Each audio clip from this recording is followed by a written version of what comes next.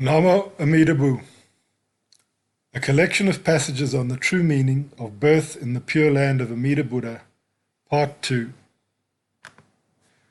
Passages which show that birth in the Pure Land takes place after death, and it means the attainment of nirvana, that is enlightenment, Buddhahood. Quote, however hard you may practice in this life, it can only be for a short while. In the life to come, you will be born in the land of Amateus, Amida, and enjoy endless bliss there. Being forever in accord with the way, you will no longer be subject to birth and death, and be free of the afflictions caused by greed, anger, and ignorance. End quote. Shakyamuni, Buddha, the Largest Sutra. Quote, if sentient beings in the three realms of suffering see his, that is Amida's light, they will all be relieved and freed from affliction. At the end of their lives, they all reach liberation. End quote. The Largest Sutra, as quoted by Shinran Shonin in his Kaigyo Shinsho, Chapter 5. Here, to see the light means to receive faith in Amida Buddha. If, quote, at the end of one's life, one attains birth into this country, the Pure Land, then one has boundless virtues. I, therefore, do nothing but offer my life to Amida and desire to enter the Pure Land. End quote. Bodhisattva Nagarjuna, as quoted by Master Genshin in his Ojo Yoshu.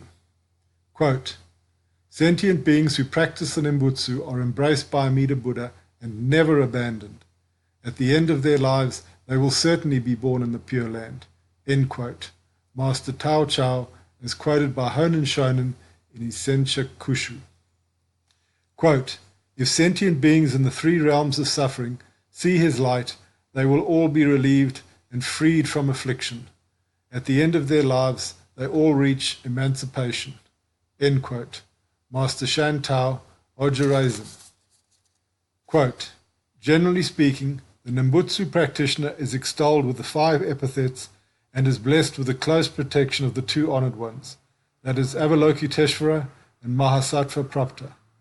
These are the present benefits. The future benefit is that the practitioner will be born in the Pure Land and will eventually become a Buddha. End quote.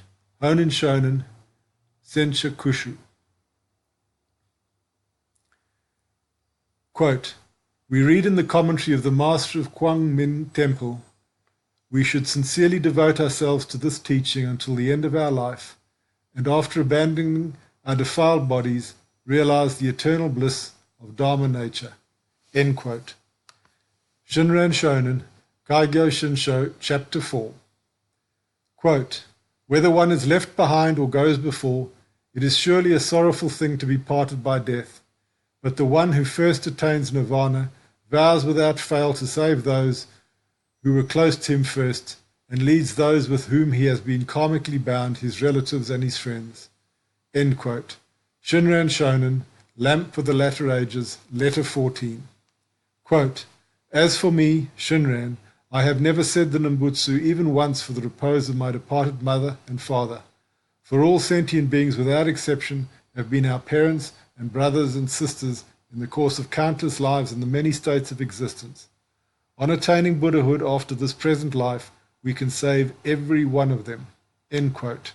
Shinran Shonin, Tanisho, Chapter 5. Quote, by virtue of being shone upon by Amida's light, we receive diamond-like Shinjin when the one-thought moment of entrusting arises within us.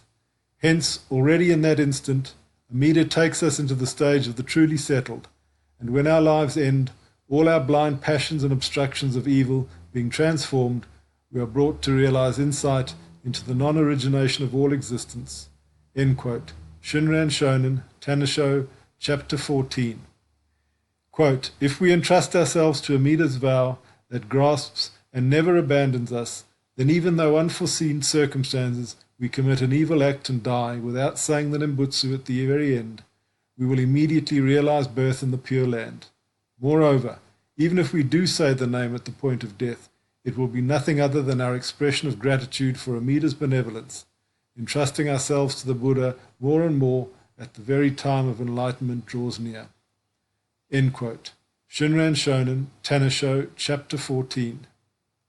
Quote, do those who speak of realizing enlightenment while in this bodily existence manifest various accommodated bodies, possess the Buddha's 32 features and 80 marks, and preach the Dharma to benefit beings like Shakyamuni?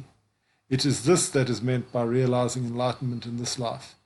It is stated in a hymn, when the time comes for Shinjin, indestructible as diamond, to become settled, Amida grasps and protects us with compassion and light, so that we may part forever from birth and death. This means that at the moment Shinjin becomes settled, we are grasped, never to be abandoned, and therefore we will not transmigrate further in the 6 courses. Only then do we part forever from birth and death.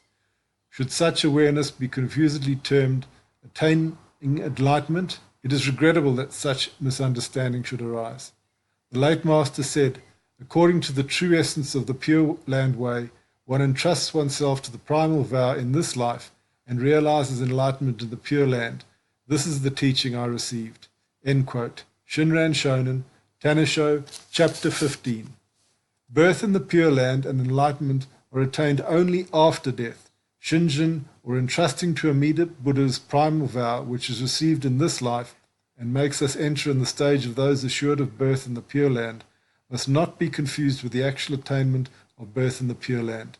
Hence, the true teaching is, quote, one entrusts oneself to the primal vow in this life and realizes enlightenment in the Pure Land. End quote. Namo Amida Bu.